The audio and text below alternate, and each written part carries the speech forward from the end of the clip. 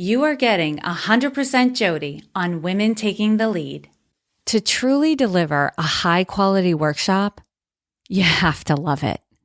Don't get me wrong, there are components of the process that are not my favorite, like getting into the nitty-gritty details of the timeline that can make my eyes bleed sometimes. But overall, you need to have a passion for teaching and learning, and you have to be a bit of a performer.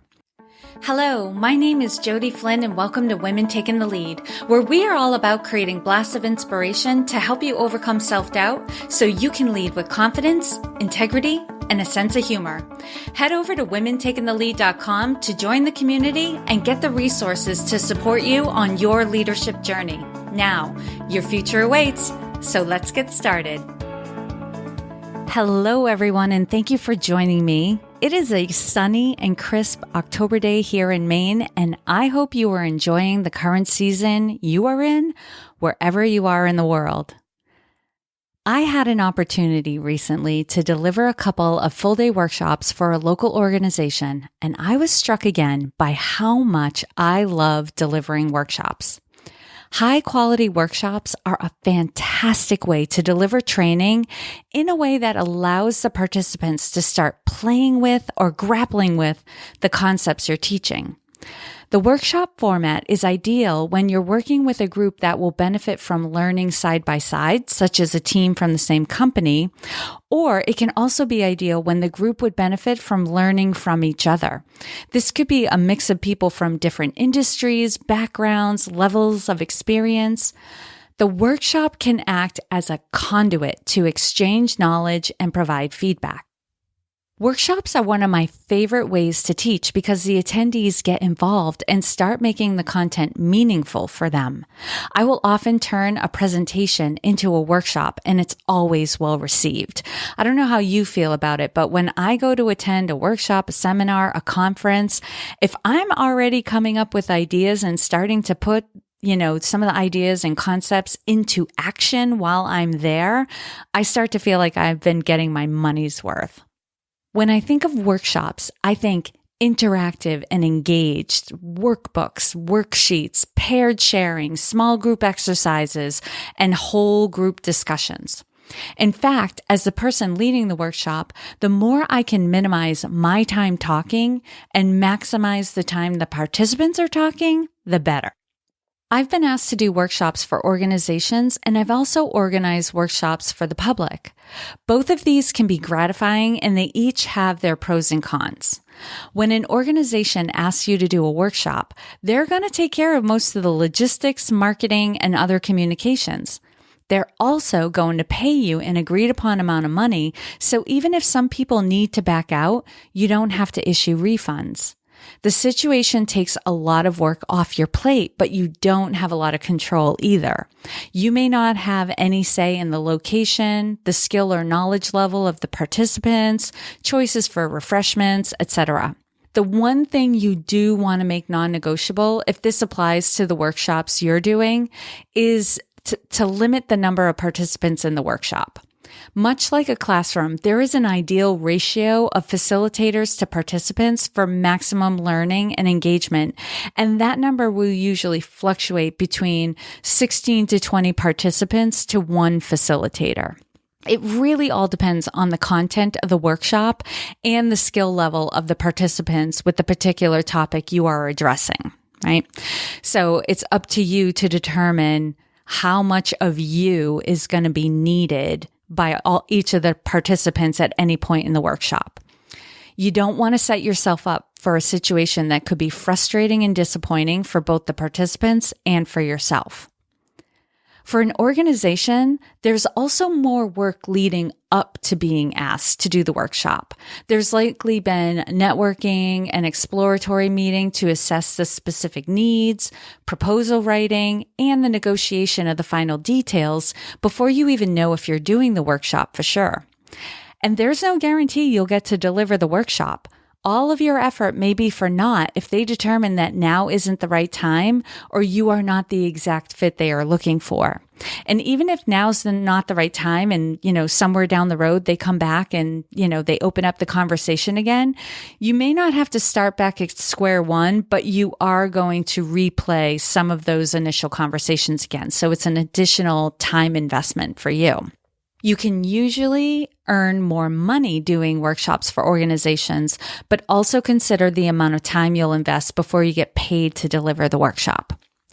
Now, if you're going to do a workshop yourself that's open to the public, you have much greater control over all the details of your event. You get to pick the location, the food and beverage choices. You can set criteria around who can attend based on skill level, and you have much more control over the date and time. However, the marketing, sales, communications, and all the minute details are on you or a person you are paying to take on these tasks. It's also not unheard of for someone to register and pay for your event only to realize they have a conflict and cannot attend.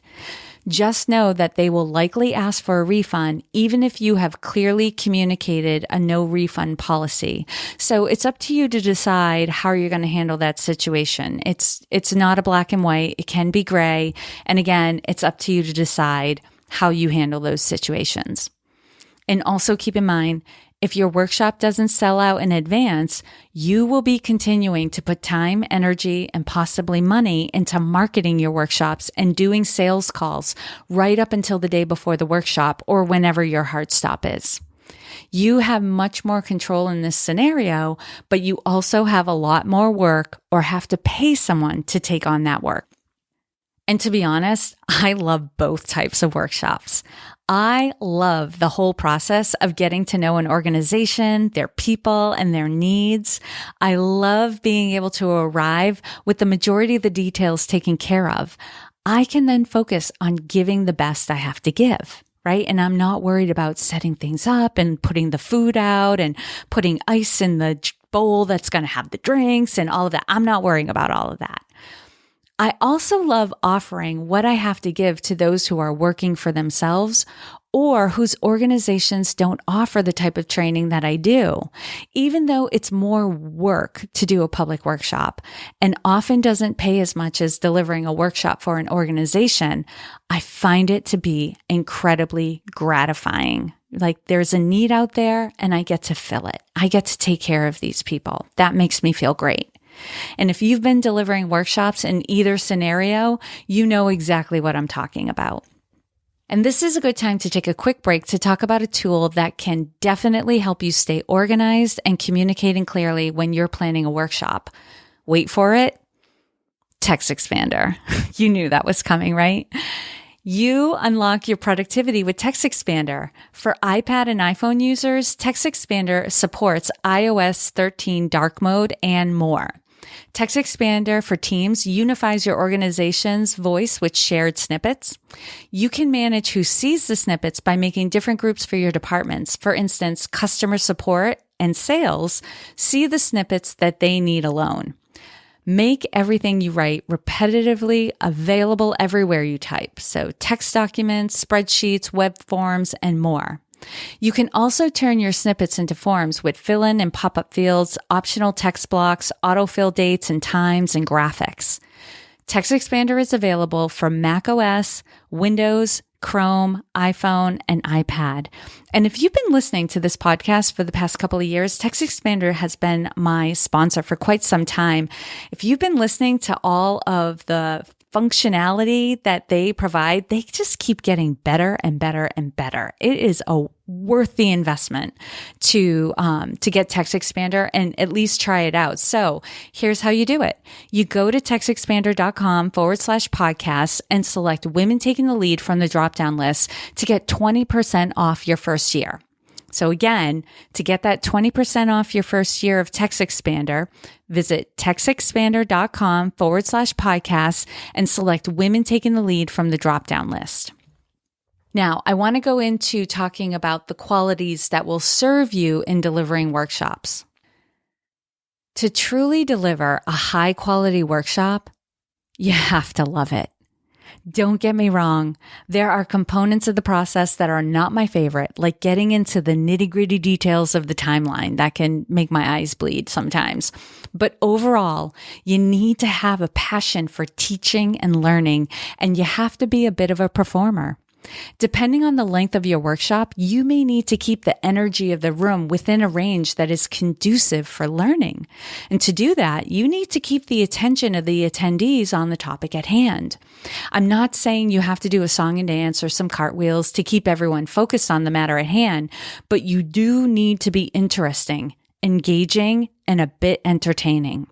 There's no getting this perfect. There are going to be times of the day when it's easier to do than others, and there are going to be some topics that are more challenging for some of your participants, and their natural inclination will be to check out when they get challenged. It's very common. And so you need to know how to draw them back in. You need to know how to read the room and meet the needs that are before you. This may mean going back to the drawing board on a particular segment of your workshop to work on making it easier to digest or injecting more humor into it to keep everyone interested. It may mean taking an unscheduled break, even if you're tight on time, so everyone can stand, stretch, move around, or refill their beverages. Also, your own enthusiasm for teaching and the learning environment will infuse your participants with energy. If you're having a good time, they are more likely to have a good time.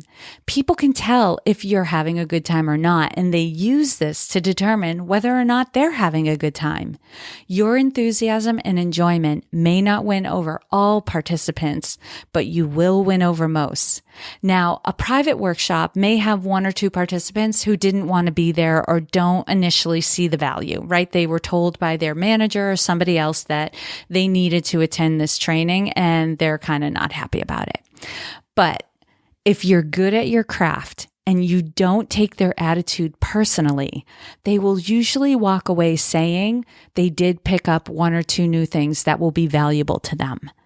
I personally do not deliver any content that I don't believe in or believe will be of value to anyone who attends my workshops.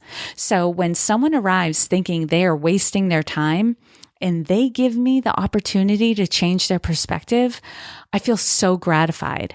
I'm not going to lie, it gives me a natural high.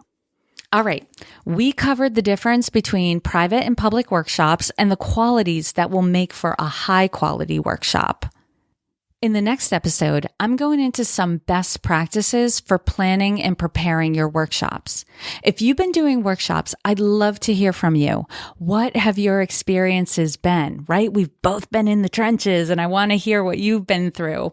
Good, bad, or neutral, they're all good stories. The workshops I do regularly are listed at womentakingthelead.com/workshops. If you have a need, whether you're inquiring for an organization or you're doing some research for yourself, I'd love to hear from you. I love supporting organizations to reach their goals as well as individuals. I love helping you reach your goals. And if my workshops can help you do that, I would love to deliver a workshop for you. As always, I hope this was of value to you. And here's to your success. Thank you all for joining me on Women Taking the Lead. And to strengthen you on your own leadership journey, I'd like to send you off with a quote from Marianne Williamson, so here goes.